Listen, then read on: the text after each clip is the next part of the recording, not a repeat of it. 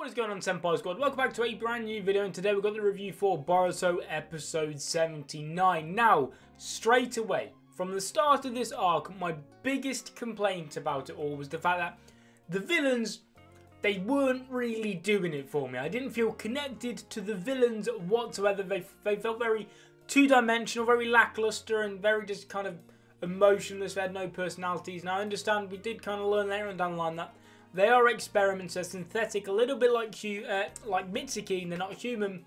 So I kind of thought, still though, like, they're a bit of a boring cast of villains. However, apart from Sekiei was kind of like the only one with a personality, and I kind of like Sekiei. He's a bit interesting. However, this episode, what it managed to do was actually give a bit of a personality, albeit, in my opinion, still a bit of a bland one still, but they gave Kokyo a personality. Now, we saw the fight with Kokyo versus Boruto and Sarada, and personally I kind of like Kokyo's fighting style. I like his little weapons. I don't know what they are, like fire extinguishers on a pole which he hits people with, honestly.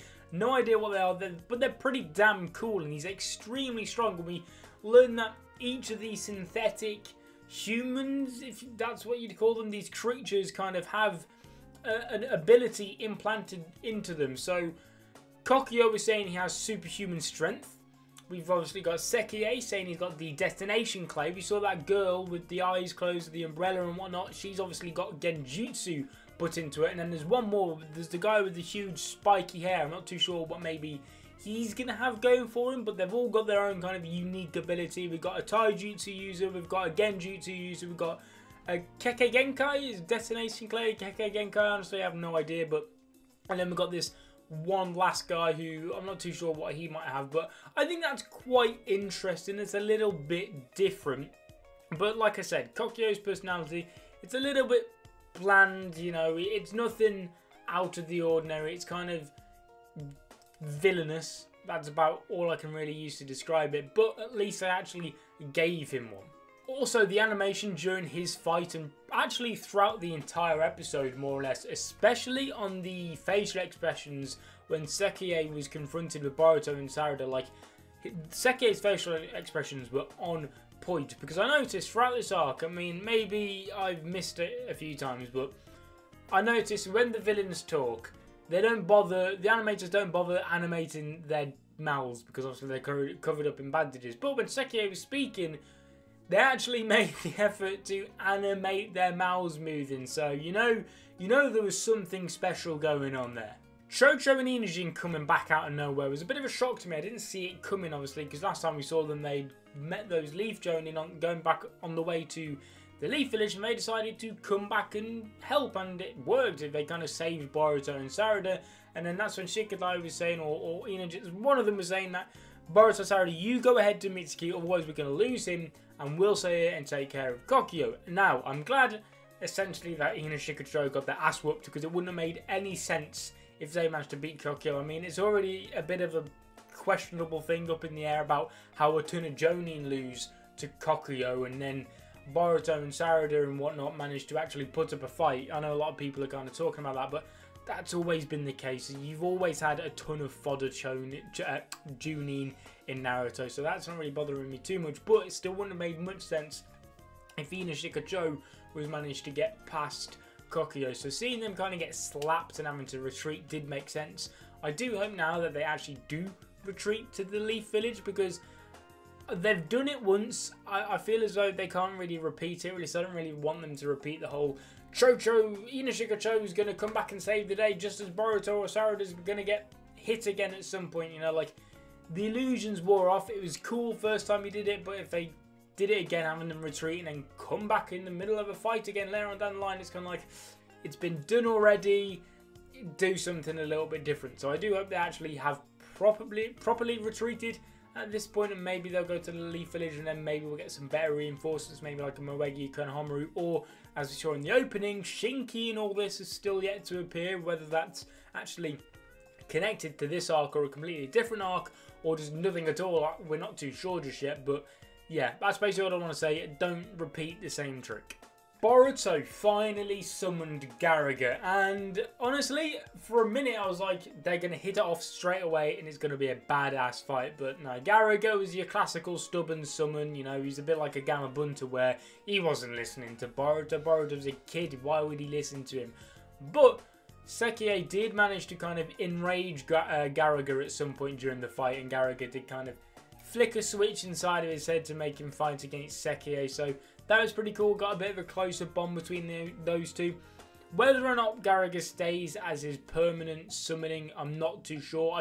Not to say that I don't think he'll be Boruto's permanent summoning at some point, but I just wonder maybe if they go into a temporary summoning, because that's what it is now, a temporary contract, and then a lot of people, myself included to be honest, are expecting Garaga to kind of bond with Boruto towards the end of the arc, and Garaga will be like, you know what, listen, it's no longer temporary, it's a permanent contract.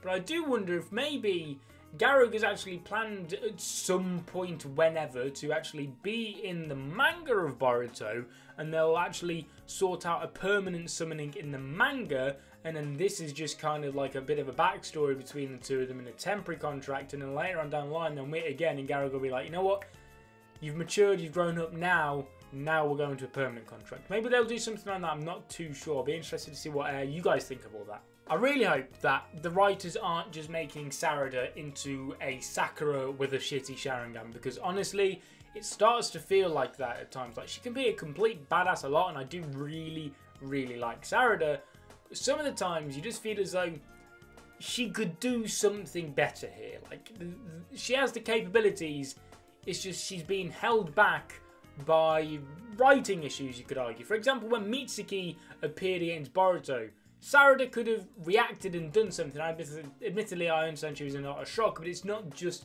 that instance. It's quite a lot, and I think a lot of people agree with me that, you know, we're worried for Sarada that she doesn't just become the third wheel, love interested, useless female character that is pretty much in like every single shonen. We really hope that's not the case. I mean, she's got the goddamn Sharingan, but unfortunately, she's starting to get left behind. Obviously, you got Boruto with his Jogan, his newly acquired Karma Seal. You got Mitsuki in his Sage Mode, which I still think we might learn a bit more about in this arc. I think he may whip it out for a finale. And then you got Sarada with a single Tomoe Sharingan. It's just, she needs something or she's going to get left behind, and we're going to have a situation again like we had with Sakura. Now then, that ending scene between Mitsuki and Boruto, and Mitsuki chucked his headband on the floor, said to Boruto that I have no interest in going with you, I'm going with these guys, it's my will, and then he full on attacked Boruto. Now, I think it's kind of half and half whether or not he meant to do it. And by that, what I mean is, yes, he meant to attack Boruto, but I think there's two sides to the coin. I think he attacked Boruto because he knew possibly that Kokyo would be watching, and obviously he wants to earn the trust of Kokyo because he found out last week that Kokyo does not trust him. So I think he probably knew Kokyo was about, whether he sensed him, saw him, something like that. Honestly, no idea. You never know in Mitsuki what he's capable of. So I think I'll attack Boruto and he'll start to trust me. And I think Kokyo even said like, oh, maybe I'm right to trust you or something like that. But I also wonder if maybe he did that to keep Boruto away because of a possible danger. So maybe he's trying to save Boruto by at the same time attacking him on purpose to get the trust of Kokyo. So be interested to see what goes on there. And that, and plus also he does actually want to go with them to understand his will. So, you know, I'm a bit unsure what to make of that. I'm sure it's going to be fine between them. I don't think Mitsuki is going to become the new bad rule dictator leader of the evil organization of the world or anything, you know. Pretty sure by the end of this arc, especially after what Garaga said, when Garaga said, I'll kill you if you don't get Mitsuki back, that's a straight, surefire way to know that Mitsuki is coming back at the end of this arc, because they're not going to kill Boruto. So all's going to be sunshine and rainbows by the end of it, I'm sure. However, it's a nice little conflict while we're going through it. But guys, that was basically it for this episode. It was a very good episode. Like I said, the animation was top notch. And I can't wait to see next week, because it looks like we're finally reaching the Hidden Stone. We're going to see some of the Tsuchikage going on. And like I said earlier, is Shinki actually going to appear in this arc, or is that opening for another arc? Because I don't see where the room for Shinky to kind of like fit in now. Like, why would the sand need to get involved in this? I'm not too sure. But guys, thank you so much for watching. Leave your opinions and thoughts on the episode in the comment section down below. Leave a like on the video if you enjoyed. Subscribe if you're not already to become a member of the Senpai Squad. I'll see you guys in another video. But until then, peace.